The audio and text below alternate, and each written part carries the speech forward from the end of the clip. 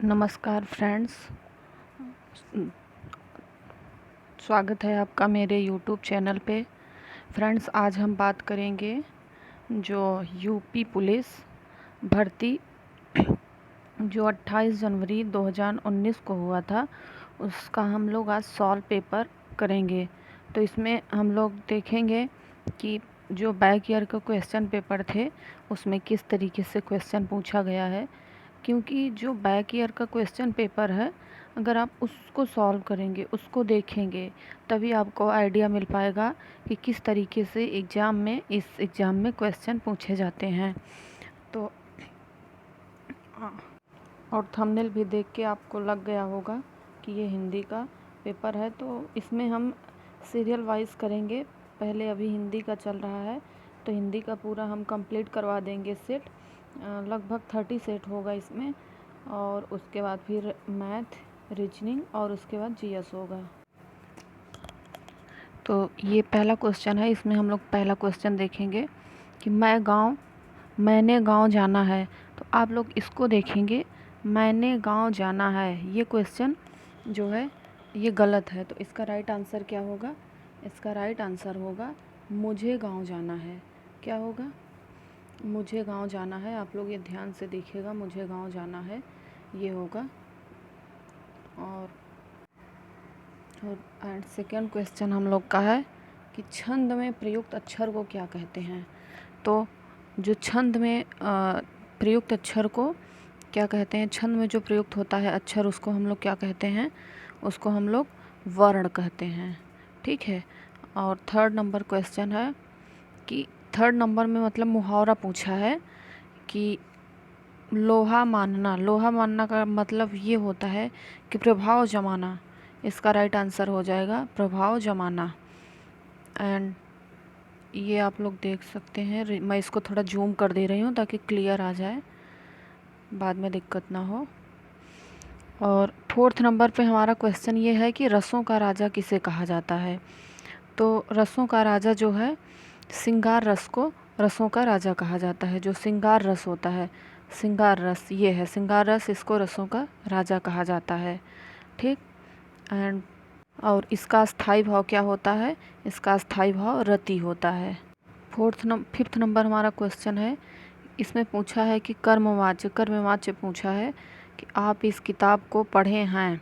इसका कर्मवाच्य क्या बनेगा? तो इसका कर्मवाच्य इस किताब को आपके द्वारा पढ़ा गया है। इसमें जो है क्रिया का मतलब, जिसमें क्रिया का रूपांतरण, जिसमें कर्म की प्रधानता हो या कर्म का बोध हो, वहाँ पे क्या कहते हैं? ये कर्मवाच्य होता है। और सिक्स्थ नंबर क्वेश्चन हमारा है कि ज्यों का त्यों लिखने के लिए किस चिन्ह का प्रयोग होगा।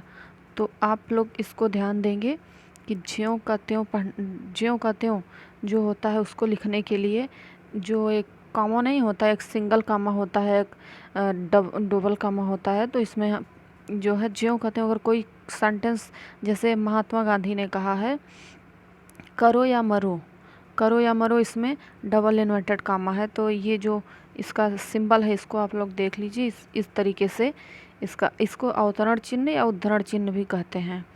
एंड सेवेंथ नंबर क्वेश्चन है चंद्रशेखर में कौन सा समास है। तो चंद्रशेखर में इसमें समास हो जाएगा बहुव्रीहि समास, क्योंकि इसमें चंद्र है शिखर पर जिसके, अर्थात कौन?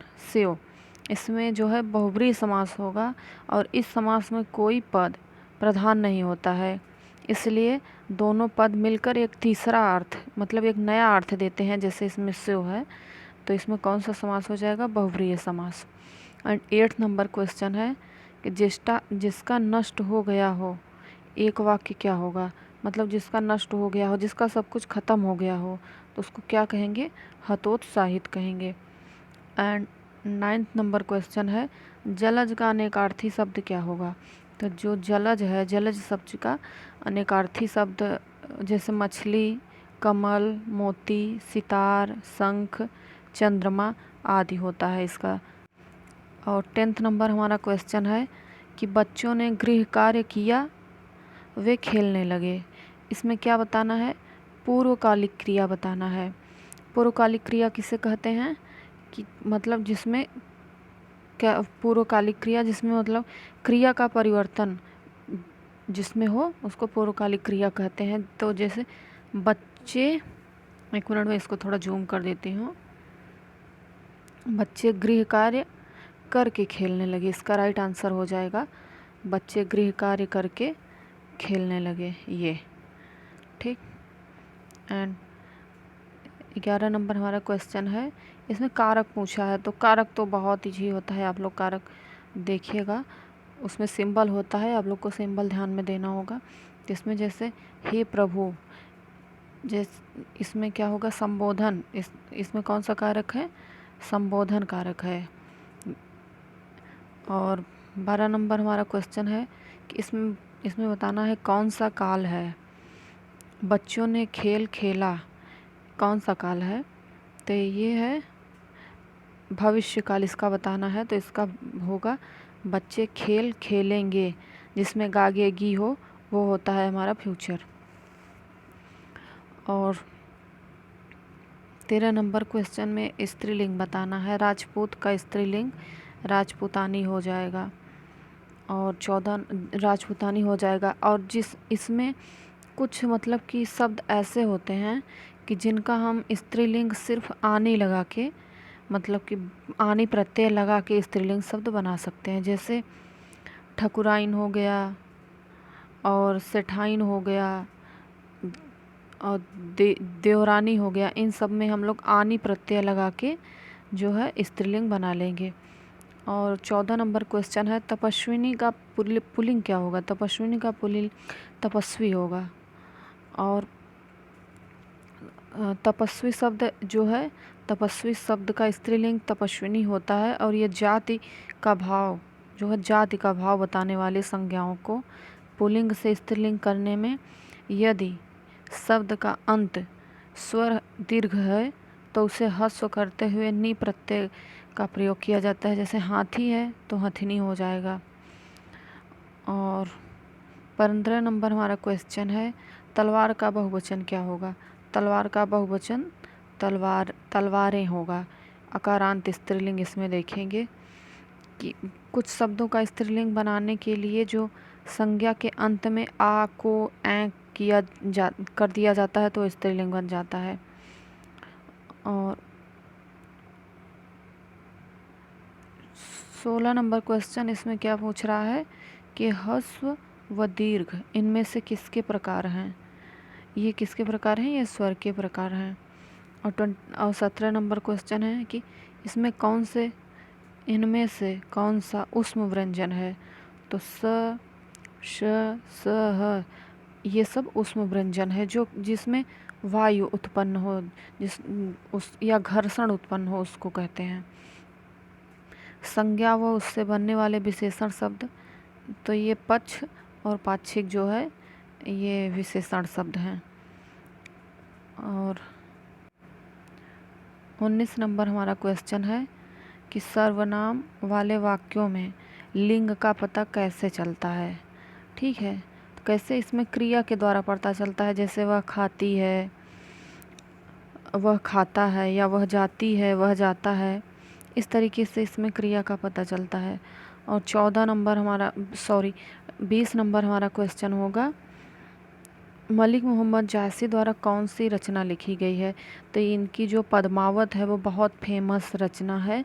तो पद्मावत इनके द्वारा लिखी गई रचना है, ये है पद्मावत।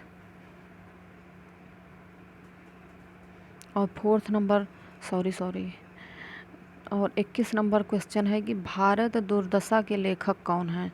तो भारत दुर्दशा के लेखक ये हैं Bharatendu Harishchandra.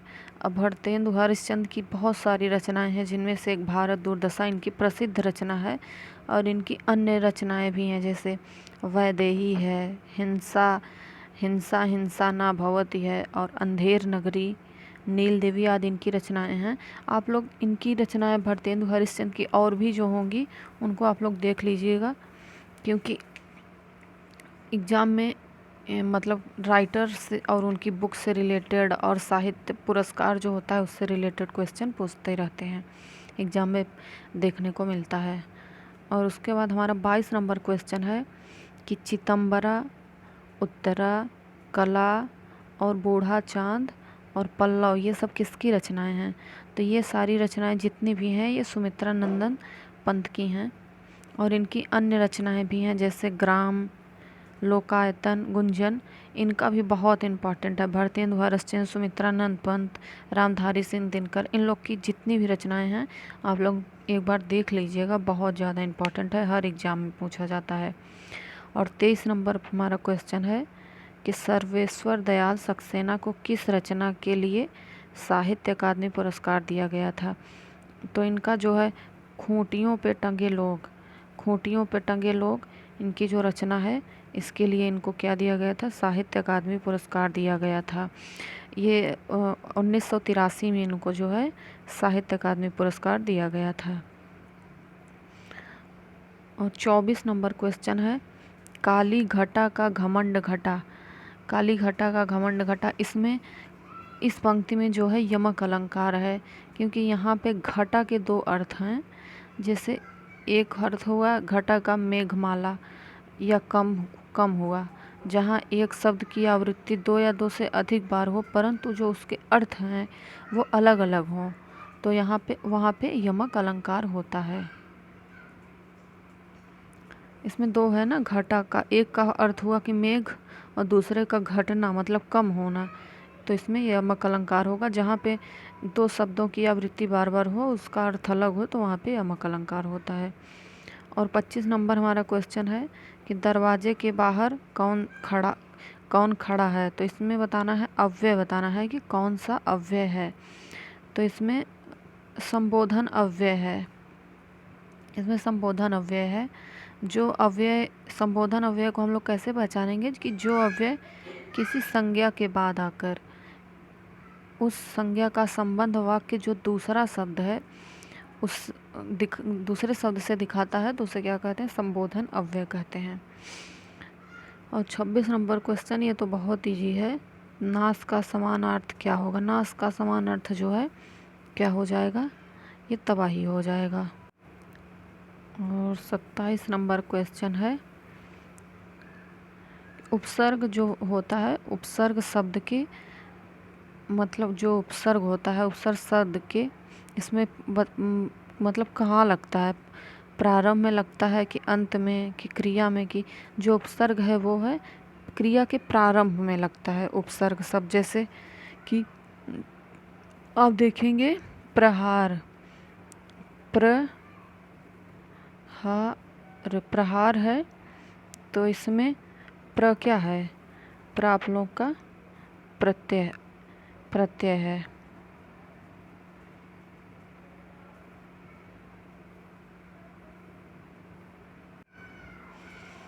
Twenty 28 number question है प्रत्यय किन शब्दों में नहीं है? तो जो बखूबी है, बखूबी इसमें कोई प्रत्यय शब्द नहीं है। और 29 नंबर हमारा क्वेश्चन है कपोत का तद्भव क्या होगा? तो कपोत का तद्भव ये हो जाएगा आपका कबूतर, कबूतर कपोत का तद्भव शब्द हो जाएगा।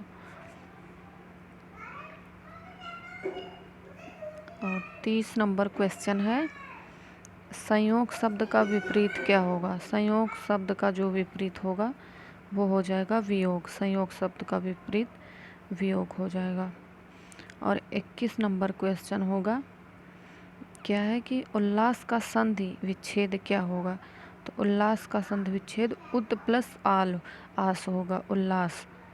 एंड लास्ट और ये मतलब लास्ट क्वेश्चन है 32, पतन शब्द का सबसे अच्छा विकल्प क्या होगा? तो पतन शब्द का सबसे अच्छा विकल्प जो हो जाएगा वो गिरना, गिरना पतन शब्द का सबसे अच्छा विकल्प हो जाएगा।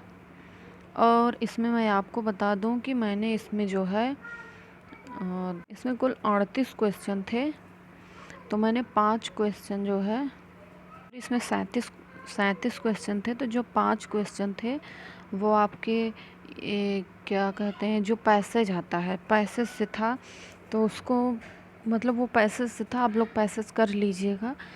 और उसको मतलब पॉसिबल नहीं हो पा रहा था, और ये जितने भी क्वेश्चन हैं ये बहुत ज़्यादा इम्पोर्टेंट है और ये एग्ज़ाम में आए हुए क्वेश्चन हैं। तो उम्मीद है आपको हमारा वीडियो पसंद आया होगा, तो प्लीज़ इसे लाइक, शेयर एंड सब्सक्राइब करें। मिलते हैं नेक्स्ट वीडियो में, तब तक के लिए नमस्कार।